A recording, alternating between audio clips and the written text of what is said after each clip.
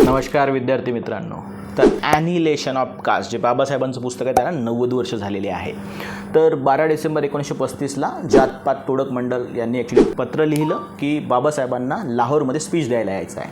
तर बाबासाहेबांनी जे स्पीच आहे एका एसेच्या फॉर्मॅटमध्ये लिहिलं, त्याला म्हटलं ॲनिहिलेशन ऑफ कास्ट, आणि त्यांनी सांगितलं की हे तुम्हाला पब्लिश करायचं आहे. पण ऑर्गनायझर आणि बाकी लोक जे होते ॲक्च्युली त्याच्यामध्ये त्यांना काही ऑब्जेक्शनेबल आढळलं. म्हणजे ॲक्च्युली जे ऑर्थोडॉक्स सेक्शन असतात त्याच्या विरुद्ध ते जाऊ शकतं असं त्यांना वाटलं, म्हणून त्यांनी ॲक्च्युली त्याला नकार दिला. नंतर बाबासाहेबांनी काय केलं, हे पुस्तक स्वतः छापून आणलं. 1936मध्ये 1500 प्रती छापून आणल्या.